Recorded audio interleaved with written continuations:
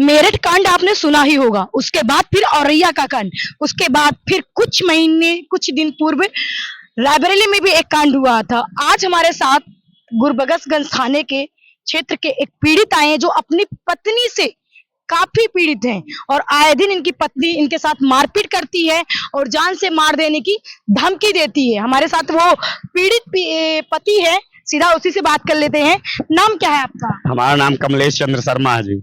क्या मामला है? मामला ये है कि आज के करीब 20 साल पहले कोनसा गांव में सताव ब्लॉक में थाना गुरबख्शगंज में कोनसा गांव पड़ता है, वहाँ उमा शंकर शर्मा की बेटी के साथ मेरा विवाह हुआ।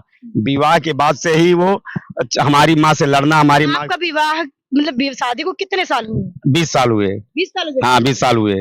और शादी हमारे घर आ जाने के बाद हमारे माँ के पायल चोरी कर ले गई, सामान उठा ले गई और हमारी माँ अगर बातचीत करती थी तो मारपीट करती थी, माँ को हमारे परेशान करती थी और हमारे पिताजी कभी हम उसको डांटा फटकारा नहीं।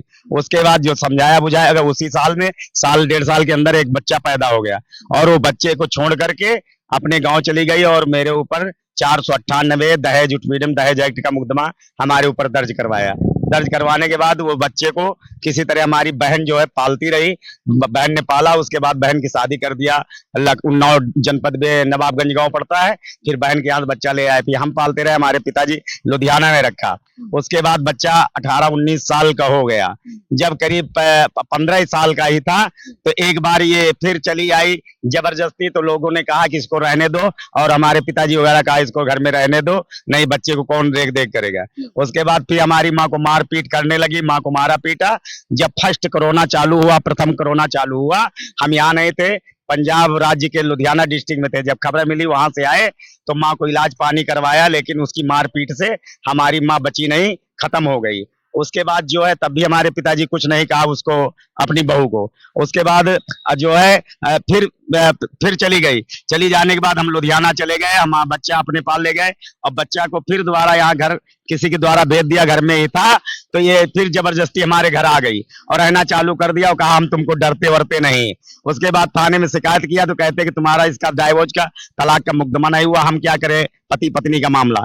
तो हम ऊब करके डर के मारे हम सोचे रोज झगड़ा झंझट होता है, हमको मारती पीटती, कहीं मर जाएंगे, तो हम लुधियाना चले गए। लुधियाना चले गए, वहां से हमारे पिताजी ने भेजा कि जाओ खेत में तब जो है गेहूं कटने वाले और उनका हिसाब किताब करवा के बिचवा के हमारे बैंक में अकाउंट में पैसा भिजवा। वहां आए, अभी 5-6 दिन हुआ।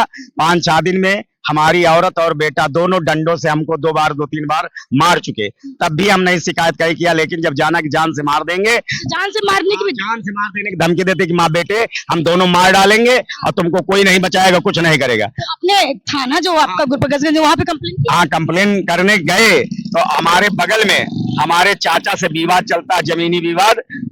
जमीन के विषय के मुकदमा कोर्ट में 2-3 मुकदमा चलते हैं और चाचा का नाम जो है तेज कुमार शर्मा है और चाची का नाम सुनीता शर्मा है। ये लोग 12 बजे रात तक हमारे बेटे और हमारी औरत को बैठा करके सिखाते, ये भी सिखाते हैं कि अपने उसको बाप को जान से मार दो। और जब मारते पीटते हम चिल्लाते हैं तो उसी जगह खड़े उनकी बहू वगैरह सब देखते हैं, लेकिन हमको कोई बचाता नहीं।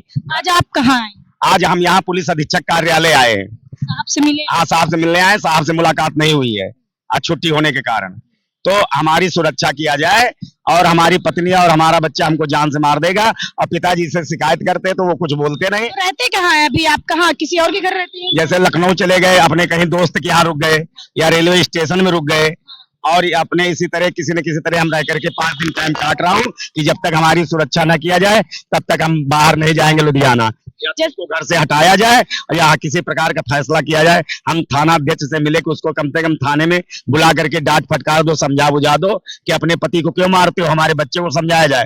तो कहते हो पागल टाइप के दोनों हैं, हम कुछ नहीं कर सकते हैं, अपना जो मर्जी हो सो करो।